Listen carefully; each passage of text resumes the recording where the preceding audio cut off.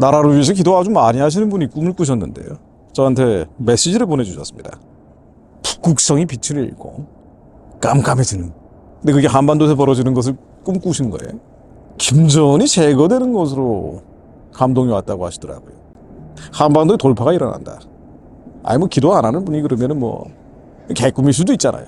근데 그게 아니고 나라와 민족을 위해서 기도를 정말 많이 하시는 분이 꾸신 꿈이니까 굉장히 힘이 되는 얘기입니다.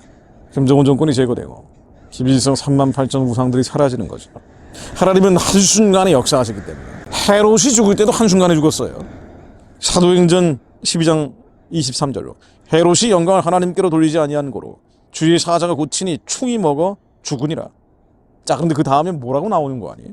하나님의 말씀은 흥왕하여 더하니라. 하나님의 말씀이 흥왕하여 더하기 때문에 빛이 일어나 바라고 어둠에 잡혀있던 자가 한순간에 사라집니다. 벌레에게 먹히는 일이 벌어집니다. 하나님의 말씀이 응하면 모든 것이 한순간에 달라지죠. 한반도에 새 역사가 일어납니다. 김정은이 내일이라도 제거되면 모든 건 뒤집어지는 거예요. 일단 남한으로 북한 이탈 주민들이 몰려올 겁니다. 10,000명, 20,000명 단위가 아니라 10만 명 정도 몰려와 보세요. 그러면은 그렇죠. 혼란스럽겠죠. 불가피한 거예요. 에스겔의 마름뼈에 생기가 들어갈 때 이 뼈 저 뼈가 들어 맞으면서 소리가 나는 것처럼 부질서를 일정 기간 겪어야 되는 건 불가피한데, 적어도 대한민국의 자유민주주의 체제에 교회를 지켜내는 이 안전판 자체가 저런 식으로 무너지는 것보단 낫습니다.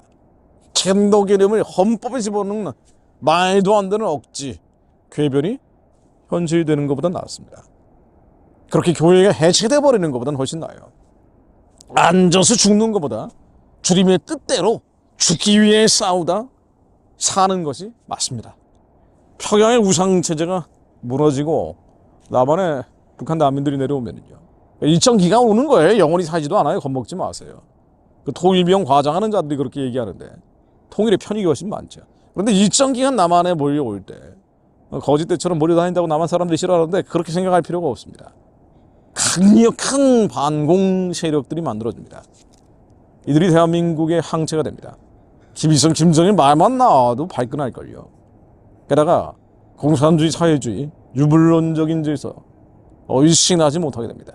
하나님의 말씀이 임하면 하루아침에 뒤집어집니다. 이사야 66장 7절 말씀 볼까요?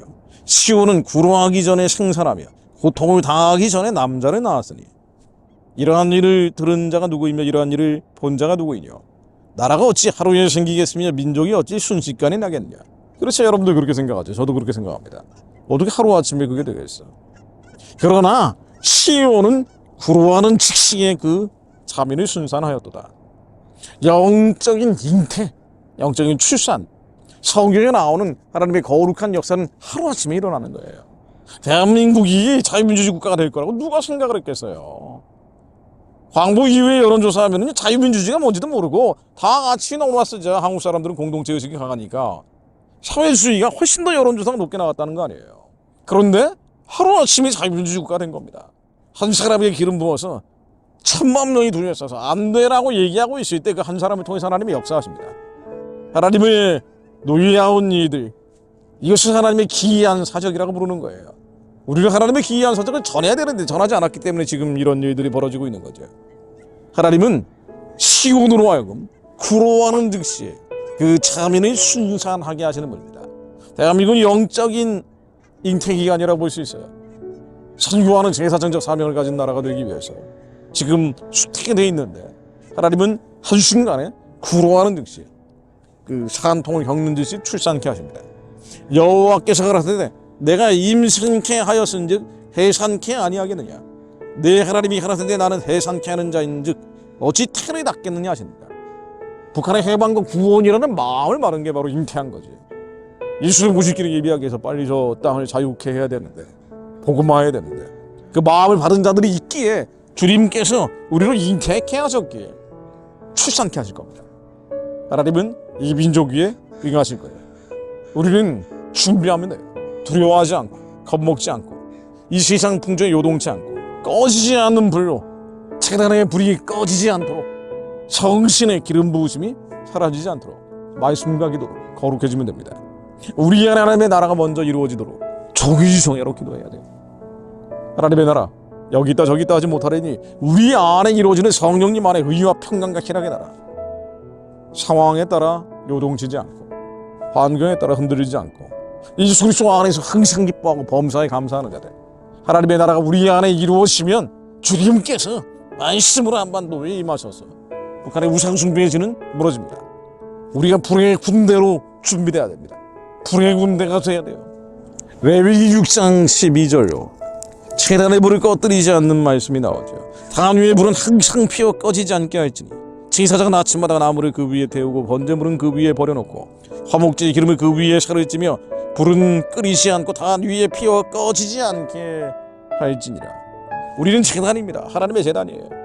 하나님의 거룩한 성막이 됐어요. 성신이 오셨기 때문에, 성령님이 우리 가슴 속에 계시기 때문에 하나님의 거룩한 성막, 성전 되게 하십니다. 하나님의 제단된 우리들이 불을 꺼뜨리지 않는 자들 되게 하옵소서. 성령으로 활활 타오르는 자들 되게 하시오. 보이는 것 들리는 것으로 낙심낙담하고 절망하지 않게 하시며 겁먹지 마세요. 두려워하지 마십시오. 뉴스 보면서 큰일 났다 지쳐 마세요. 흘려보내세요. 우리 주님의 영광의 나라를 바라봅니다. 반드시 악인들은 멸절이 될 거예요. 오만한 자들은 꺾일 겁니다. 사악한 자들은 자기들이 파라오 남장에 빠져 망할 것입니다. 김일성, 김정일, 김정은으로 이어지는 3대 우상체제는 예수 그리스도로 멸하니 무너질지어다.